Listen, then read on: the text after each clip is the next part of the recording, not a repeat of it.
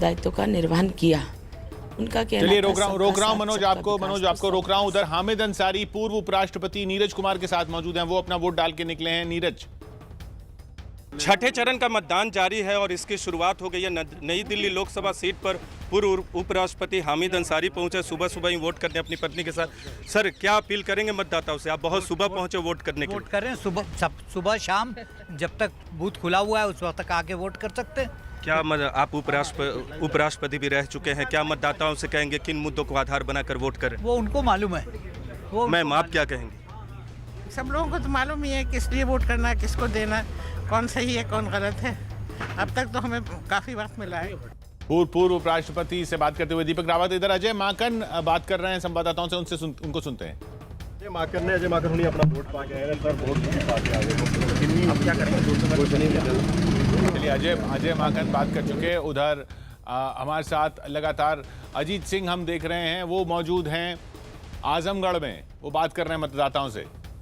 सबसे बड़ा एक्सप्रेसवे दिया जिसपे लड़ाकू विमान उतरते हैं और बिल्कुल किशोर, हमारे साथ जो मौजूद हैं वो आजमगढ़ के विधायक हैं और अखिलेश यादव के काफी करीबी, क्योंकि अखिलेश यादव यहां से चुनाव लड़ रहे हैं। तो नफीस साहब, उन्हीं से हम जान रहे हैं कि आखिर क्या है और क्या आजमगढ़ की तस्वीर है। ऐसा है कि 22 महीने में हमारे नेता ने हिंदुस्तान का सबसे बड़ा एक्सप्रेसवे 322 किलोमीटर का बना के दिया, जिसपे लड़ाकू विमान उतरते हैं।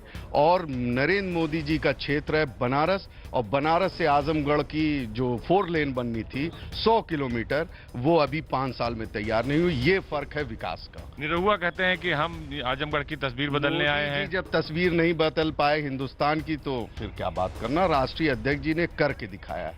आज पूरा प्रदेश इस चीज को महसूस करता और कहीं ना कहीं लोगों को तकलीफ है उनके नाम मुख्यमंत्री रहने से। वो ये भी कहते हैं कि अखिलेश यादव के 2 घर हो गए, एक आजमगढ़ एक सैफई। ऐसा अखिलेश यादव जी तो यहाँ के आवाम के दिलों में घर बसा लिए हैं।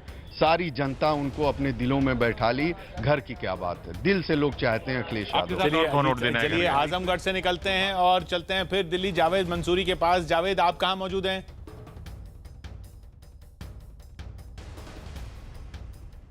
किशोर, इस वक्त हम निजामुद्दीन ईस्ट में मौजूद हैं, जो कि पूर्वी दिल्ली लोकसभा क्षेत्र के तहत आता है। ये पोलिंग बूथ है शीला दीक्षित का, लेकिन यहाँ पर बहुत कम लोग आपको फिलहाल नजर आएंगे, क्योंकि निजामुद्दीन ईस्ट का इलाका पौष है। अभी इक्का दुक्का लोग आप बात करते रहिए जावेद, हम तस्वीरें दिखाते रहते हैं। अरविंदर सिंह लवली की भी साथ में, अरविंदर सिंह लवली भी वहाँ जहाँ से उम्मीदवार हैं वो भी निकल रहे हैं वोटिंग करने के लिए। जी हाँ, बोलें जावेद।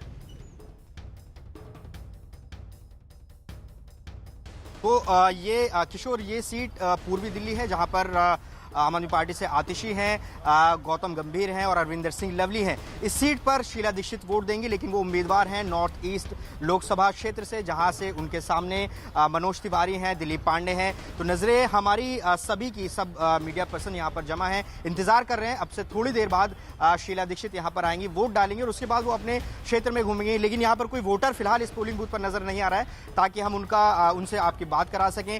लेकिन जैसे ही आएंगे और हम तस्वीरें देख रहे हैं अरविंदर सिंह लवली की। अरविंदर सिंह लवली वोट डाल चुके हैं। इन्होंने निजामुद्दीन में वोट नहीं डाला है। निजामुद्दीन में शीला दीक्षित वोट डालने पहुंचेंगी। पूर्वी दिल्ली से उम्मीदवार अरविंदर सिंह लवली कांग्रेस के पुराने नेता, विधायक रहे, मंत्री रहे दिल्ली सरकार में, और अब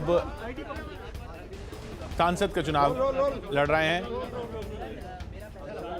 मतदाताओं से अपील करते हुए सुनते हैं। चलिए सर, कितनी उम्मीद लग रही है आपको? देखिए, ये चुनाव अरविंदर सिंह लवली और कांग्रेस पार्टी का नहीं, जमुना पार के लोगों का चुनाव बन गया, क्योंकि सबसे ज़्यादा जमुना पार के लोगों को सीलिंग्स, सफाई, यहाँ और mode of public mode of transport, pollution, ये सबसे तो प्रॉब्लम है ही है। लेकिन सबसे बड़ी प्रॉब्लम है non availability of the elected representative. और भारतीय जनता पार्टी ने खुद माना है अपने MP की टिकट काट के कि उनके जो MP साहब थे वो अवेलेबल नहीं थे लोगों को। लेकिन हास्यप्रद ये है कि महेश गिरी लोगों से मिलते नहीं थे, गौतम गंभीर से उम्मीद कर रहे हैं लोगों को मिलेंगे। तो इसलिए जमुना पार के लोगों को पहली मर्तबा मौका मिला कि जमुना पार का प्रतिनिधि जो है चुनाव लड़े।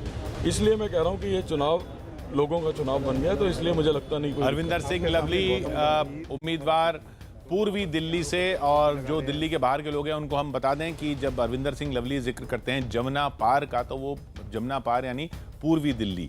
दिल्ली में एक जमुना के पश्चिम में इलाका है जो पूरी दिल्ली का ज़्यादातर इलाका है, और कुछ इलाका जो है जमुना पार कहा जाता है जो पूर्वी दिल्ली का इलाका है, वो ये लोकसभा सीट है जिसको दिल्ली में आमतौर पर